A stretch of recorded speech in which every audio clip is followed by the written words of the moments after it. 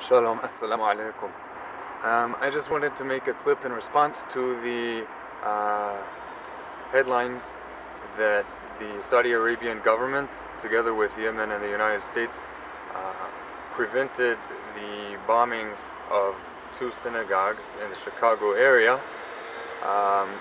They found bombs with the addresses of these 2 synagogues, and this brings a number of points to my mind. First, it proves that there are, contrary to the ideas of some radical non-Muslim individuals who think there are no good Muslims or no good Arabs, that there are Arabs and Muslims who care for the non-Muslim people of the world.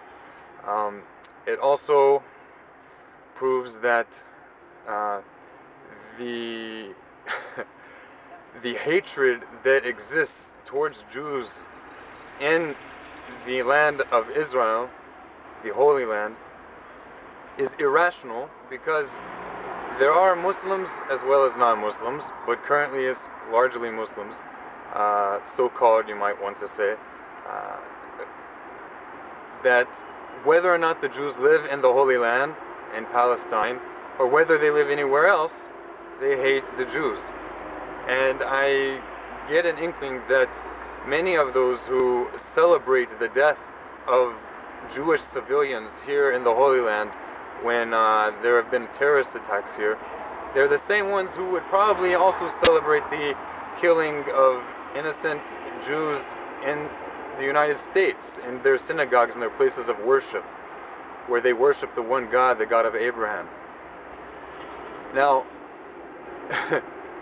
how can you tell Jews who fled to Israel, largely fleeing from persecution, both in Europe and in Muslim countries in the last century, how can you tell those who fled to this land, the Holy Land, from persecution, to leave this land and go back to Europe or wherever else, or even the United States, if you're also going to support us being killed there as well? That is my question that I want to ask.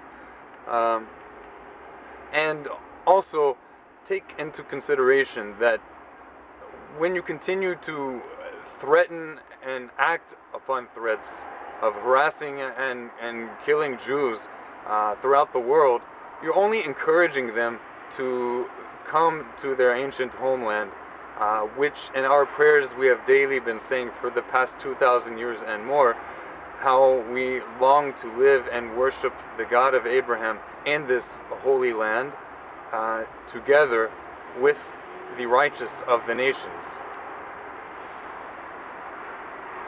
Only when we humble ourselves and use the God-given gift of rationality and education increase in the world will there be lasting peace. I think this will be the miracle of peace. It has to be voluntary, and it has to be rational. And these kinds of actions are not rational. The end. Shalom.